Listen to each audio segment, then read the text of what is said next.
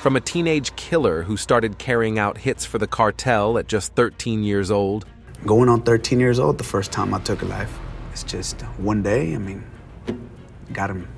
To this hitman who murdered over 100 people. These are some of the deadliest gang members you've ever heard of. What happens when elite members of the cartel reveal the secrets of the organized drug trade? Get ready for some shocking revelations as we explore the craziest interviews with gang members. El Mamito. This is Jesus Enrique Aguilar, also known as El Mamito, the former leader of the Los Zetas cartel, one of the most powerful drug trafficking empires in Mexico. This interview was his confession to the United States authorities after he was finally captured on July 4, 2011, where he revealed secrets no one has ever heard about the cartel. Delving into the gang's financial dealings, El Mamito revealed that Los Zetas was spending the bulk of their income to fund the turf war against the Gulf cartel. He also mentioned that he had made over $50 million thanks to the highly successful criminal enterprise, out of which $2 million belonged in his personal account. In addition to these claims, El Mamito also revealed that his cartel had the backing of the Mexican army, stating that all it took to know the location or other exclusive info on their enemies was a little bribe to the authorities. Surprisingly, the kingpin himself emerged from the security system of the nation. It was in April 1993 when Aguilar entered the Mexican military, and by 1996, he had been assigned to the Special Forces Airmobile Group. Fast forward to 1997, and the future crime boss was assigned to the office of the Federal Attorney General in the Mexican cities of Saltillo, Coahuila. However, in March of the same year, El Mamito received a life-changing call from Arturo Guzman de Sena, also known as Z1. At the time, Guzman was putting together a group of 14 former soldiers to create a new and formidable sect of the Gulf cartel known as Los Zetas. After Los Zetas split from the Gulf cartel in 2010, the drug lord was made the regional coordinator in the states of central and northern Mexico. Today, Los Zetas has one of the most sophisticated cartel forces in the world, and it's all thanks to the military training program developed by El Mamito. New recruits to the force received the same kind of training as the official security forces of the nation, making them a highly trained team of heavily armed drug dealers. During his interview, El Mamito mentioned how he's overseen the shipping of multi-ton packages of marijuana and cocaine from Mexico to the United States. This means that at least 80% of the hard drugs that make it into the shores of the United States pass through El Mamito, making him very rich and very powerful. In 2014, El Mamito launched a failed raid on the maximum security prison El Altiplano, where ace boss Ociel Cardenas Guillen was being held. The idea was to bombard the place with 3 helicopters and over 50 highly trained Zeta members so as to liberate Guillen in one of the most dramatic prison breaks in history. Unfortunately for El Mamito, though, the plan fell through. But in spite of the setback, Aguilar continued to grow his network using violence, bloodshed, and a constant show of force. Both the Mexican government and the United States authorities issued hefty bounties on him. He was eventually arrested on July 4, 2011, and authorities claim no single shots were fired during his capture.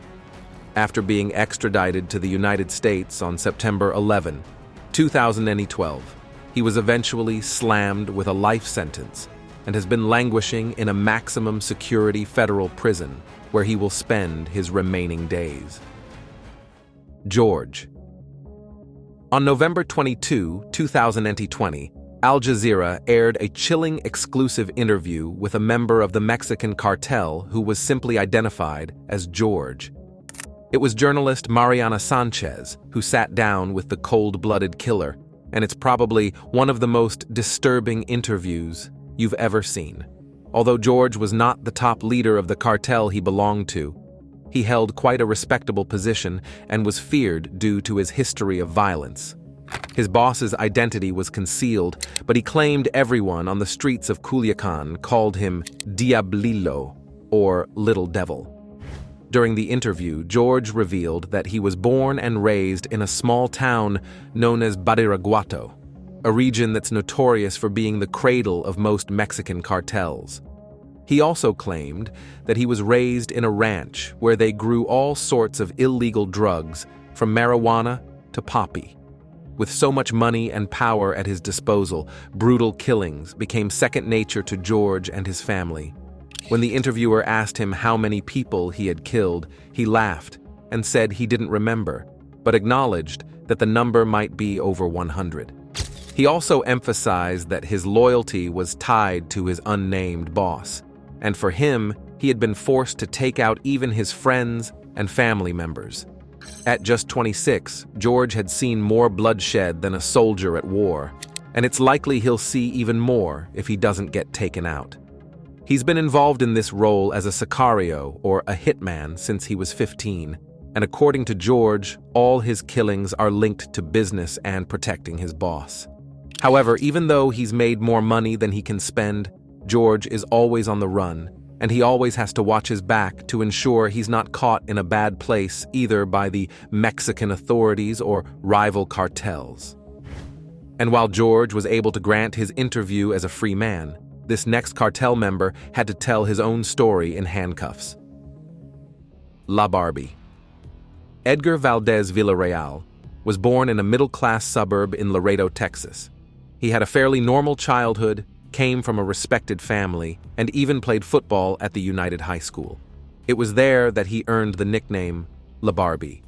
But instead of going to college and building a career like his friends did, Villarreal chose to step into the drug trade in the 1990s, building a huge customer base in New Orleans and Memphis. According to the Department of Justice, La Barbie distributed between 150 to 180 kilograms, before eventually fleeing to Nuevo Laredo in Mexico back in 1998. As soon as he landed in Mexico, Villarreal formed an alliance with a local gang called Los Chachos, and that was how he became involved in the city's drug trade. Thanks to his good command of English and Spanish, as well as the many connections he quickly made, Villarreal was able to meet Arturo Beltran Leyva, the leader of a deadly drug cartel in Mexico, allowing him to expand his influence even more. According to the Department of Justice, La Barbie was involved in drug trafficking from Mexico, Colombia, and other South American countries with the backing of the cartel. He used speedboats and airplanes to transport these illegal drugs while bribing local law enforcement to secure safe passage. In the mid-2000s, La Barbie was also directly involved in the bloody gang war between the Gulf Cartel and the Los Zetas, leading to the death of hundreds of people. The war also helped Villarreal rise in ranks, until he was eventually captured in 2010 as part of efforts by former President Felipe Calderón to crack down on gang activities. He was extradited to the United States in 2015, and in January 2016, he pleaded guilty to conspiring to import and distribute illegal drugs and conspiring to launder money. Villarreal was sentenced to 49 years and 1 month in 2018 and was serving his sentence under the Bureau of Prisons before mysteriously vanishing into thin air. As of today, no one knows exactly where La Barbie is, and while the Bureau of Prison claim he has not escaped from their custody, it has never been confirmed whether that is true or not. José Vázquez Villagrana. Back in 2010, the Mexican military announced the arrest of El Chapo's main man, José Vázquez Villagrana, also known as El Jabali. Known to be one of the most dangerous leaders of El Chapo's Sinaloa cartel, El Jabali is responsible for the transportation of hard drugs from Central America to the United States. In order to avoid running into the authorities, El Jabali developed a unique plan, trafficking the illegal substances from Colombia to Chiapas and Oaxaca, and then transporting them by aircraft into Sonora.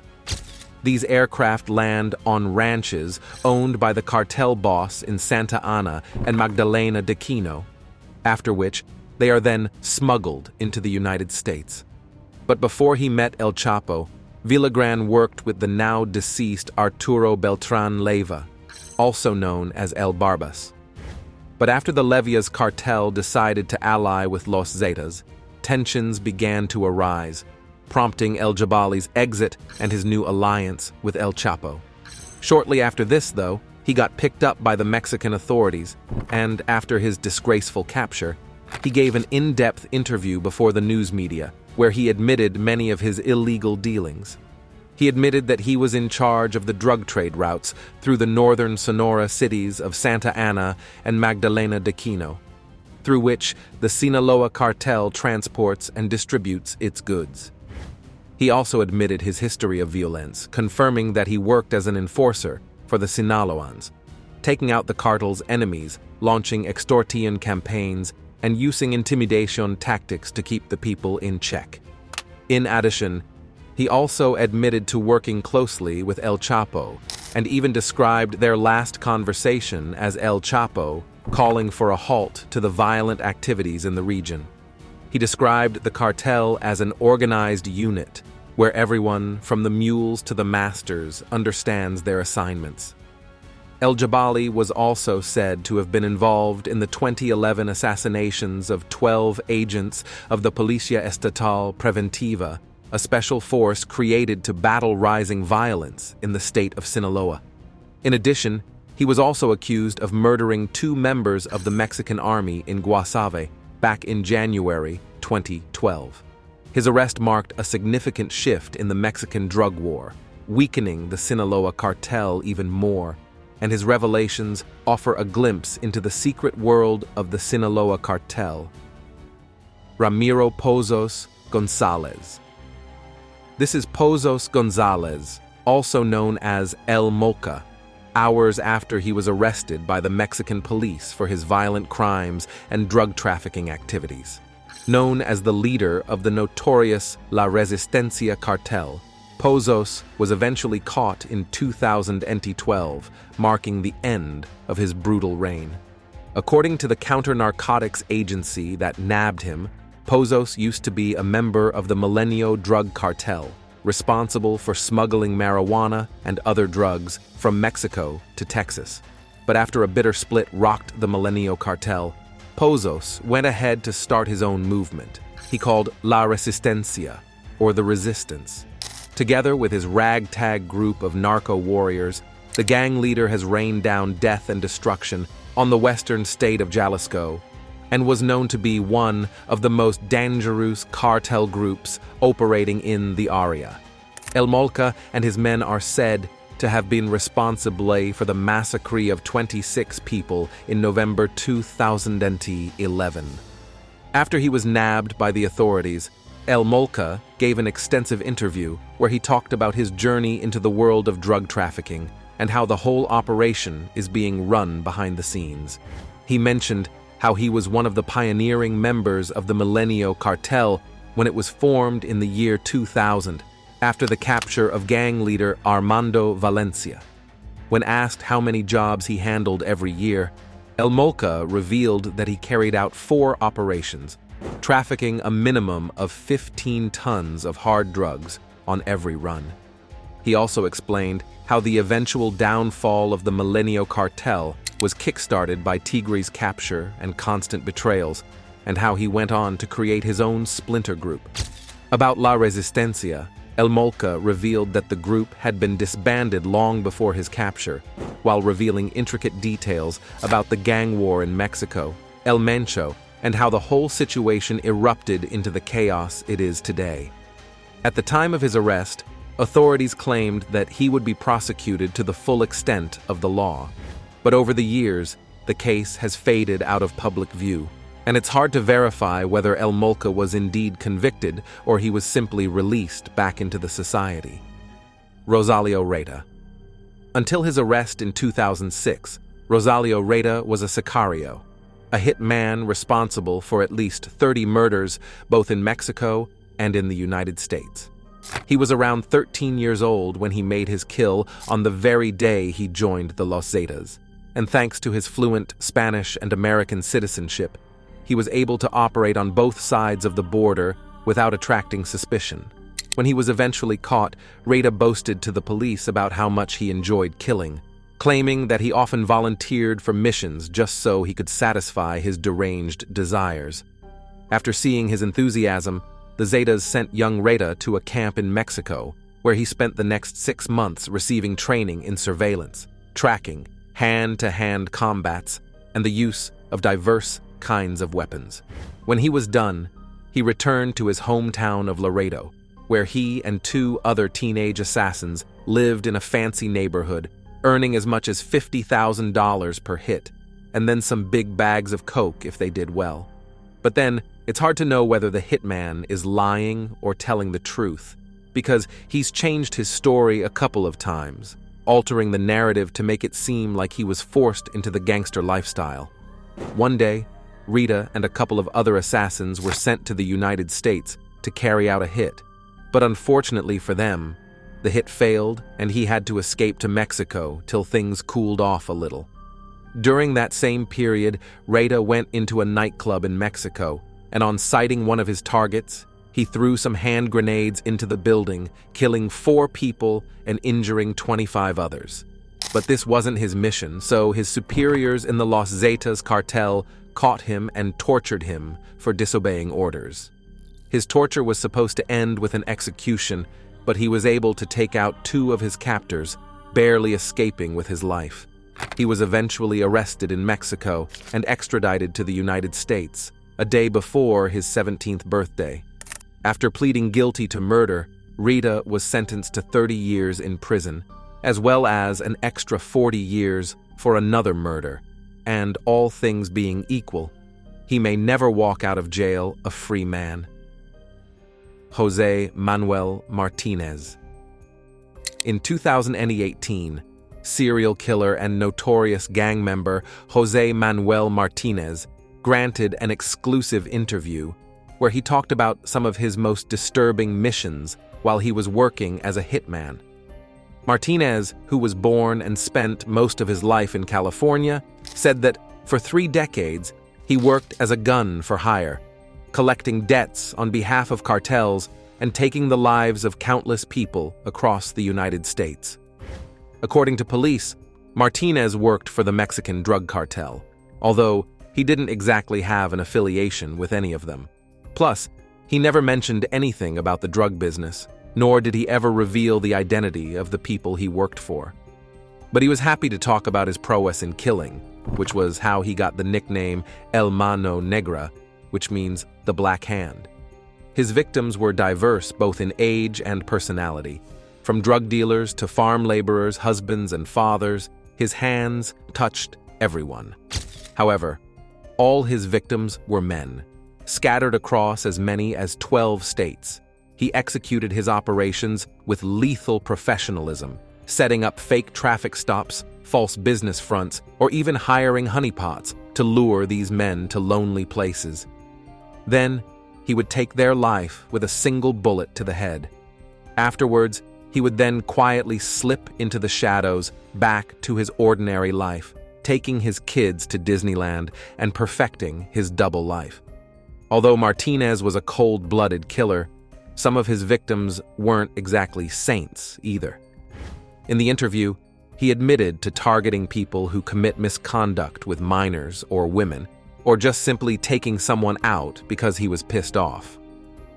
After he was caught, Martinez admitted to killing 36 people, and some of his revelations have helped to solve some cold cases, for which he's going to spend the rest of his life in prison. When journalists sat down with the teenage killer, Rosalio Raa, nothing could have prepared them for the disturbing revelations that were about to unfold. For a boy who joined the Los Zetas cartel group at the age of 13, Raa has racked up a reputation as a brutal and stone-hearted killer who tortured his victims and made them beg for mercy. During this haunting interview, Raa spoke of a friend who enjoyed killing so much, even other cartel hitmen began to fear him. However, The journalist believes he was talking about himself. As he revealed details about his criminal activities, the young killer continued to maintain that he wasn't a bad guy, just a person caught in the wrong circumstances. Like other gang members who have aired their confessions as well, Raa has refused to take responsibility for his actions, and it begs the question, do cartel members deserve empathy simply because they are victims of a corrupt system? Let us know your thoughts in the comments section down below. Now, let's get back to the video. El Nini. In December 2021, the Mexican government announced the capture of Nestor Isidro Perez Salas, also known as El Nini, the man behind the ruthless attacks launched by the Sinaloa cartel. As the security chief of the Los Chapitos, a faction of the Sinaloa headed by El Chapo's sons, El Nini is feared by all, due to his history of brutal killings, torture, and kidnappings. But on the day of his capture, Perez wasn't such a tough guy. The whole operation was spearheaded by the Army and National Guard agents who stormed his house located in the Culiacan, Colinas de la Rivera neighborhood. And even though he tried to escape over the roof, he was eventually detained with only 2 shots fired. He was subsequently handed over to the Special Attorney General's Office for Organized Crime in Mexico, where he'll be processed either for extradition or prosecution. Official documents revealed that El Nini was the man who ordered a violent movement known as Culicanazo. In October 2019, following the arrest of the Los Chapitos leader, Ovidio Guzman, the entire Culiacan descended into violence, chaos, and bloodshed on the orders of El Nini. And the brutal attacks that followed forced President Andrés Manuel López Obrador to order Guzman's release. El Nini and his army of 5,000 have also spearheaded a deadly war against Los Chapitos' biggest rival, Los Ruros, headed by the former second-in-command, Ismael Zambada Garcia, or El Mayo. In February 2021, a U.S. federal grand jury indicted El Nini for conspiracy to traffic drugs, possession of machine guns, and destructive devices, as well as retaliation against witnesses. A $3 million bounty was also offered for information leading to his arrest, before his eventual capture, and although his confessions have not been made public yet, sources from the inside claim he exposed some hidden details about the cartel's operation, which has led to the arrest of other prominent gang bosses. Ricardo Ruiz Velasco, one of the most dangerous leaders of the new Jalisco New Generation Cartel, or CJNG, was captured back in 2022, and it's a story worthy of a Hollywood blockbuster. This man was Ricardo Ruiz Velasco, also known as Double R, and his location was revealed by a narco-corrido music video. You see, in spite of his notorious reputation and the fact that he's living a fugitive lifestyle, Double R loves to throw huge parties, inviting some of the biggest narco-corrido singers. These are music artists who write ballads about drug traffickers and their trade. Velasco would invite guests like Luis R. Conriquez, who authorities also refer to as the CJNG's exclusive singer. That was until the Mexican army decided to crash the party. Unknown to Double R, the authorities had put a tab on Conriquez, and on June 25, 2022, they quietly followed him to a ranch located in the middle of nowhere, around the region of Jalisco and Zacatecas. Following the videos posted by Conriquez on his Instagram account, officers were able to pinpoint his exact location. However, they didn't act until 2 months later in August, when the Mexican army finally stormed the ranch during a meeting of some high-profile cartel members. But even though they successfully apprehended Double R, his men launched such a brutal assault on the people of Guadalajara, including car bombs and ambushes. To put an end to the chaos, authorities had to release the cartel boss. Since then, Double R has been out of the news, and it's hard to predict whether the authorities will ever capture him again. Sandra Avala Deltran. Meet the Queen of the Pacific. the most dangerous female cartel boss in Mexico. Sandra Avala Deltran is the perfect Hollywood supervillain who has lived, worked, and established herself in the upper echelons of the Mexican drug world since the late 1970s. Known for carrying suitcases with millions of dollars, Avila made so much money from her pioneering method of transporting illegal drugs. Instead of following the usual route, she organized a fleet of tuna boats filled with tons of cocaine and sneak in through Mexico's Pacific coast, through which she accesses the United States. But then, she got caught and had to spend the next 7 years of her life in prison, including 2 years of solitary confinement. After getting out, Avila granted her first interview back in 2016, exposing the realities of life as a cartel boss. During the interview, she mentioned how she was born into the very corridors of narco royalty. As a child, she enjoyed private tuition, piano and dance lessons, and frequent trips to SeaWorld and Disneyland. Her father, Alfonso Avila Quintero, is related to the founder of the Guadalajara cartel, so there was more than enough money she knew what to do with. She also spoke about how her childhood friends became leaders of the Sinaloa cartel as they grew up, but instead of exploring that obvious option, she chose to venture into journalism at 17. But just 3 years into her communication studies at the Universidad Autónoma de Guadalajara, Avila was kidnapped by her very powerful but jealous boyfriend, and this kick-started a sequence of events that led her back to the path of criminality. Now that she couldn't be the investigative journalist she always wanted, Avila decided to do everything in her power to become the most powerful woman in Mexico's narcotics industry. She also spoke about how she was determined not to take the illegal drugs herself, as that would automatically earn her disrespect from the men in the business. Instead, she kept a sharp focus and built a working franchise that earned millions and millions of dollars. According to Avila, the amount of money that flows in this drug trade is so enormous that she once witnessed a bribery exchange worth $100 million, and it didn't even seem that big of a deal. Throughout her rise to the top, Avila maintained a low profile, so she wasn't much of a target for authorities. Everything changed in 2002, when her son was kidnapped and a ransom of $5 million was demanded. When she paid without breaking a sweat, the police decided it was time to keep an eye on her, and that was how she became a wanted woman. From living life on her own terms to being on the run for years, Avila had to keep herself out of the spotlight to avoid getting caught or killed by rival gangs. One time, while going to get breakfast with her partner, 2 gunmen boxed in their car and unleashed heavy gunfire on them. Avila mentioned how she initially threw herself to the floor and just imagined those were her last seconds on Earth. But then she remembered the people she had lost, and something within her told her to run. As she did, she could hear the footsteps of her attackers closing up on her.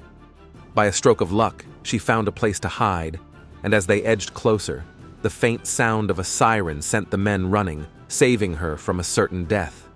Avila survived, but her partner wasn't so lucky. He was hit by the gunfire and died. She talked about how a woman who witnessed the whole thing took her in and changed her into simple clothes, ultimately saving her life. The next couple of years were also spent on the run, ending in her eventual arrest on September 27, 2007. She claimed it was a relief to finally be arrested, as it meant she could now stop running. After serving her relatively short sentence, Avila was released in February 2015, and she's currently leading a quiet lifestyle. Miguel Angel, Felix Gallardo. On a warm afternoon in August 2021, former cartel godfather Miguel Angel Felix Gallardo and co-founder of the Guadalajara cartel granted his first interview in a very long time.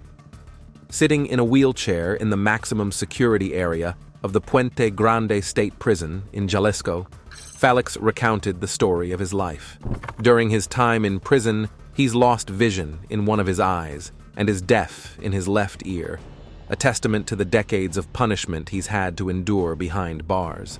"I have half my body paralyzed," said Felix, speaking about the state of his health.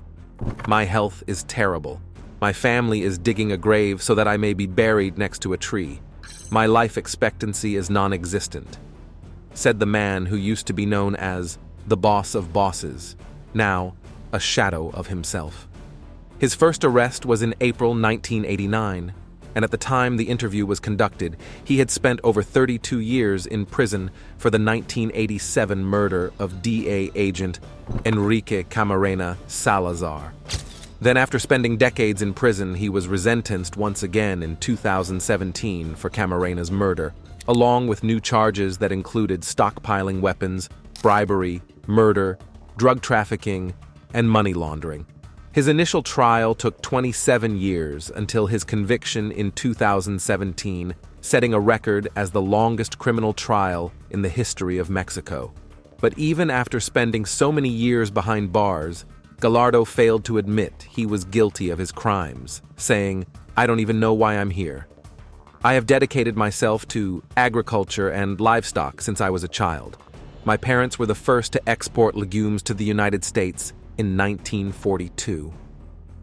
But even with this story, there's no denying that Felix was one of the most brutal drug lords of his time, but years of living behind bars has subjected him to intense hardship, which many believe is well-deserved. His story received new developments in 2022 when the Mexican government decided to release him into house arrest due to his ailing health. After being sentenced at the age of 28, Felix Gallardo spent the most part of his life locked away from the rest of the world, and his story remains a cautionary tale for all who desire to venture into the criminal lifestyle. Thank you for watching this video. See you in the next one.